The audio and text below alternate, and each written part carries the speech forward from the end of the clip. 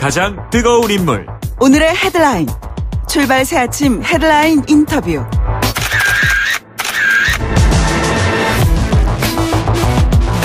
네, 나라 상황이 총체적 난국이다. 황교안 전 총리가 어제 자유한국당에 입당하면서 이렇게 얘기를 했습니다. 한국당 비대위에서는 차기 단일 지도 체제로 선출하는 방식을 채택을 했습니다. 내일 전국위를 거쳐서 최종안 확정 지을 방침인데요.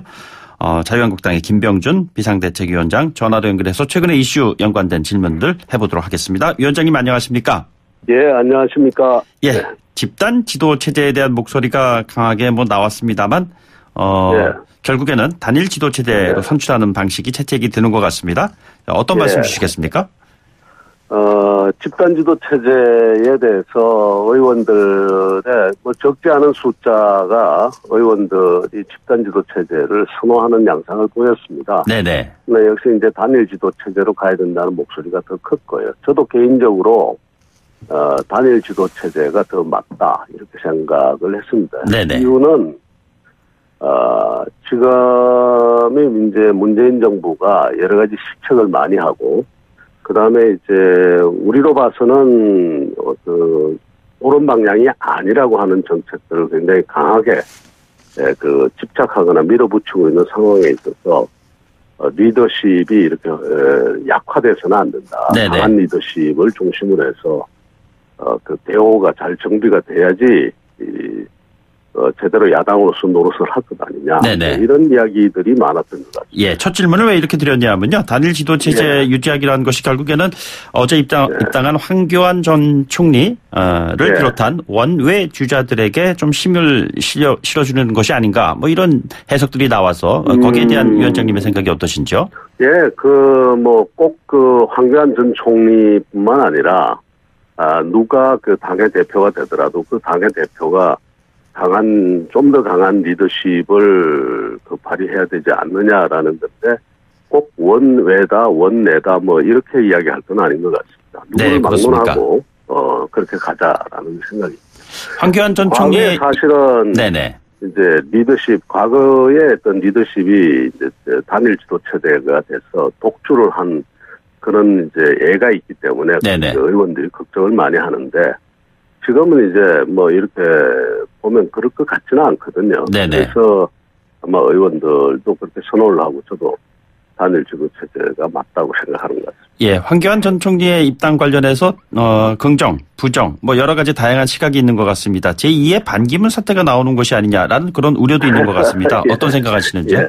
근데 아직 이제 본인이 어떤 방향으로 어떻게 나가시겠다. 그 다음에 당에서 어떤 역할을 하시겠다라고 하는 것을 정확하게 밝히고 있는 상황은 아니거든요. 네네. 그러니까 우선 조금 더 기다려 보시는 게 좋을 것 같고요. 네.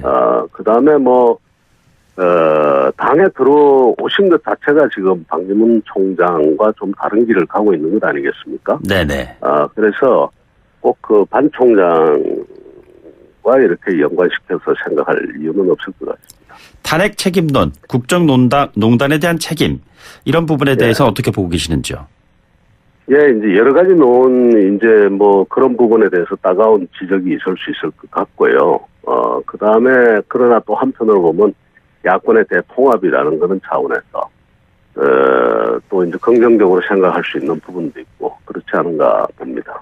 차기 당대표는 어때야 한다고 생각을 하고 계십니까? 참 어려운 일입니다. 네네. 지금 한편으로는 개혁과 혁신을 이제 지속적으로 가져가야 되고, 그러면서 또 그 분열의 구조를 또 극복해야 되거든요. 네네. 또 한편으로는 대여투쟁이라든가 정부에 대해서 이런 따가운 이야기를 하면서 대안도 내놓고 해야 돼서 굉장히 어려운 그런 상황이라고 보는데, 네네.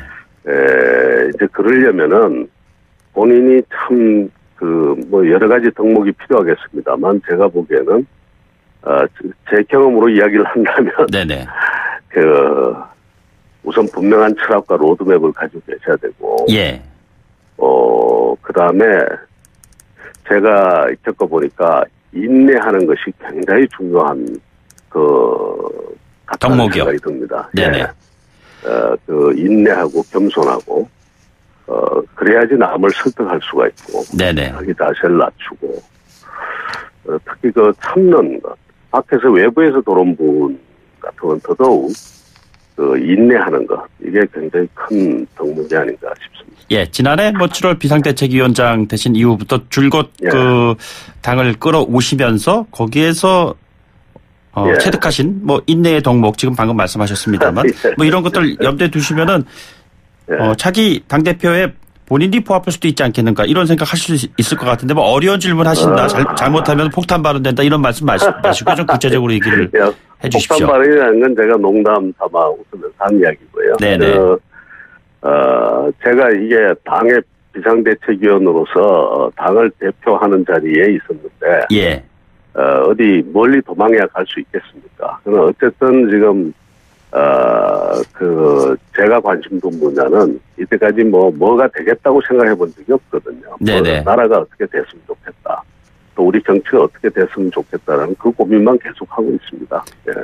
그런데 이제 주변에서 자꾸 그런 출마 이야기가 나오는 것 같습니다. 아직까지 저는 이것저것 생각해 본 적이 없습니다. 심판이 선수를 뛸 수 없다는 생각이신가요? 예, 당연히 그런 지적이 있겠죠. 네네. 그런데 아직 제가 그 이야기를 그렇게 심각하게 받아들일 그런 지금 상황은 아닙니다. 멀리 도망갈 수 없으시겠다는 것은 대표직의 역할을 하시는 것 다른 방법을 선택하실 수도 있다는 말씀이신가요? 아니 당에서 여러 가지 제가 덕을 볼 일은 없겠지만 희생을 저한테 요구할 수는 있겠죠. 네네. 예를 들어서 때가 되면은 아주 험한 자리에 출마를 해서 어떻게 해달라라든가 또 그렇지 않으면 당이 또 어렵게 됐을 때 아니면은 또 여러 가지 그 난관에 봉착했을 때 어떤 역할을 해달라든가 이런 것까지 포함해서 드리는 말씀입니다. 예, 위원장님 희생을 요구한다면 희생을 굳이 거부하지 않겠다 이런 말씀이시잖아요. 그럼. 네, 제가 그럴 입장은 못 된다고 봅니다. 이미 네네. 당에 몸을 담았고 그다음에 당이 어떻게든 지금 제대로 정말 대한정당으로서 자리 잡을 수 있고 네네. 또 국민들께 어떤 희망을 줄 수 있는 그런 당으로 만들어가는데 무슨 일이든지 하기는 해야 안 되겠습니다. 다만 그게 지금 이제 일부에서 이야기하는 그게 대표직인지 아니면은 또 다른 직인지 그 부분에 대해서는 이거는 그렇게 깊이 생각해 본 적이 없습니다. 예, 그동안 나왔었던 여러 가지 어려운 질문에 대한 지금 말씀하신 어려운 답변이라고 이해해도 되겠습니까? 네, 그렇습니다. 지금 어제까지만 해도 사실 당협위원장 교체라는 굉장히 큰 작업, 힘든 작업이 있었습니다. 네네. 그런 작업이 있고, 또 그 전에 인적 쇄신, 또 그 다음에 지금 여러 가지 당에, 블록체인 기술을 도입한다든가 이런 문제, 산더미 같은 문제들이 있어서. 네네. 지금 당장도 이제 오늘도 바로 또 의원 연차 내고, 그러니까 이런 일들이 계속되니까 저는 제 자신에 대해서 고민을 잘 못했습니다. 예. 자, 당이 대단히 앞으로 힘든 과정이 있을 것이다. 희생을 하셔야 되겠습니다. 라고 얘기한다면은 그 희생을 기꺼이 받아들이겠다. 이런 말씀 하시겠군요. 예, 당이 요구하면은 제가 뭐든 해야 안 되겠습니까? 희생을 하는 거는 그것은 아주 원론적인 이야기라고 생각합니다. 알겠습니다. 그동안 김병준 비대위가 가장 잘한 것, 가장 큰 성과, 무엇을 말씀하시고 싶으신지요? 여러 가지 일을 하려고 했습니다. 비전 가치 정립하고 개파 갈등도 줄이고 그다음에 인적 쇄신이나 당도 혁신하고 이렇게 했는데 다 만족스럽지 못합니다만 조금씩 이제 바닥을 다졌다라고 이야기를 드리고 싶고요. 그 중에서도 가장 이제 저보고 잘한 일이다라고 꼽으라면 역시 이제 새로운 비전과 가치를 정립하는 일을 시작했다. 네네.